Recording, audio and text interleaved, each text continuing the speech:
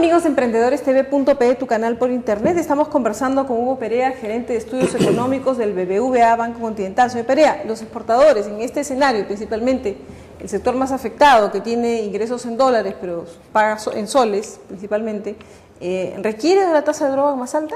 Es una pregunta difícil de contestar porque hay que ver caso por caso, ¿no? Pero es cierto la apreciación en el corto... Porque eso es lo que están pidiendo en estos momentos los exportadores. Claro, pero a ver, esta medida de llevar al límite el rollback se utilizó en un contexto de situación externa muy complicada, cuando se desplomó el comercio a nivel mundial. Es una situación totalmente distinta a la que estamos viendo ahora. Pero le está yendo un poco mal, ¿no? O sea, es cierto, sobre todo las exportaciones no tradicionales, las manufactureras, que son las que generan más empleo, y desde ese punto de vista hay que tener un foco ahí, ¿no? Pero nada, el Banco Central está haciendo esfuerzos mediante sus compras de dólares, atenúa la caída, y el sector exportador sabe que nos vamos a una moneda más fuerte. Entonces yo estoy seguro que las empresas exportadoras, que son innovadoras, son empresarios exitosos, seguramente están viendo cómo mantener los niveles de productividad en sus empresas. Seguramente reducirán costos en otras áreas, hay costos que no se pueden bajar, que más bien suben, por ejemplo, el costo salarial, ¿no? Ese es el otro tema, porque, por ejemplo, ¿no? las elevaciones de salarios mínimos, por lo que hemos escuchado... Y hay una que se viene ahorita. Hay una que se viene, parece que les está restando competitividad. No todo es tipo de cambio, por supuesto que es algo importante, pero yo creo que ellos entienden de que el contexto general es que nos vamos a una moneda más fuerte. Entonces, si yo quiero estar en el mercado, tenemos que, digamos, hacer los ajustes necesarios a nivel empresarial y a nivel macro, que no se den medidas inconsistentes. Si queremos ser competitivos a nivel internacional, de repente no es consistente tener elevaciones significativas del salario mínimo en el corto plazo, ¿no? Ahí es complicado el escenario para ellos, ¿no? Porque tras cuernos palos, ¿no? Un tipo de cambio más bajo, elevación del salario mínimo. Por el salario mínimo, entonces ahí vamos a ver qué sucede, ¿no? Correcto. Sí, ciertamente esto. Pero ahora pasemos al contexto internacional, ¿no? El Reino Unido entró en recesión.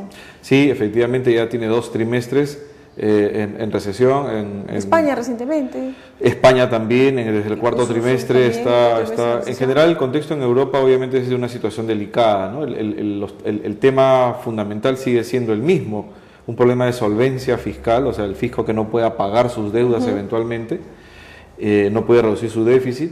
Y el otro es que esto tiene ramificaciones por el lado bancario, ¿no? Entonces, por un lado tienes un tema de deuda fiscal que afecta a los bancos porque los bancos le han prestado al gobierno. Entonces, si esta deuda entra en problemas, afecta a los balances bancarios. Claro. Pero el otro gran problema que tiene Europa es una falta de crecimiento. Entonces, yo pondría 2 temas.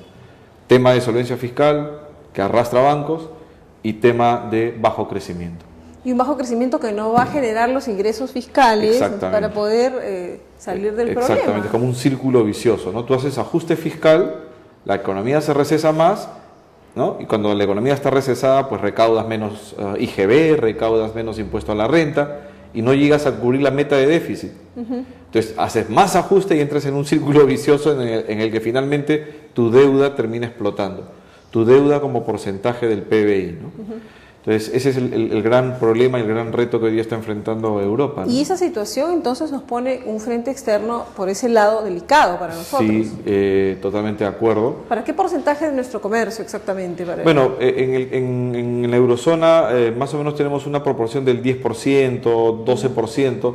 Es importante, desde luego, más peso tiene China y Estados Unidos, pero sí, es una zona importante. No es despreciable. No es despreciable, desde luego, sí. Y los efectos que arrastra esto, ¿no? Porque eso ataca las bolsas, los mercados, las monedas. Y genera incertidumbre. Genera incertidumbre y dudas sobre en general, mayor aversión al riesgo, lo que conversamos hace unos minutos. Entonces los capitales no querrán venir a economías emergentes, habrá búsqueda de activos de refugio, comprarán los inversionistas oro o se refugiarán en el bono alemán o en el bono americano.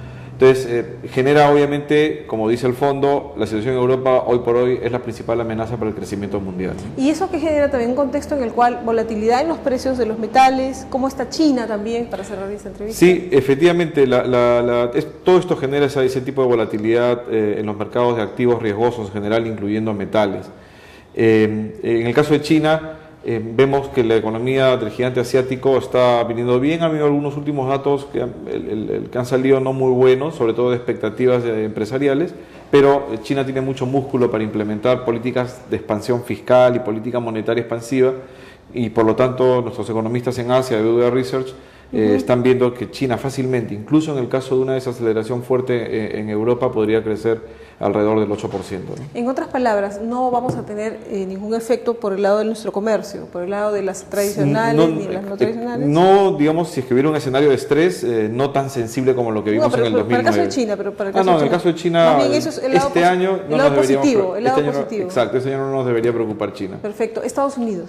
Estados Unidos está mostrando señales de recuperación, pero una recuperación débil, ¿no? Entonces, la gran duda en Estados Unidos es el mercado laboral, ¿no? Entonces, ya han empezado a hacer dos cosas, dos problemas en Estados Unidos. El mercado laboral débil, que no genera suficiente empleo para absorber a los nuevos entrantes y reenganchar a los que perdieron sus empleos durante la crisis, no está generando suficiente puestos de trabajo.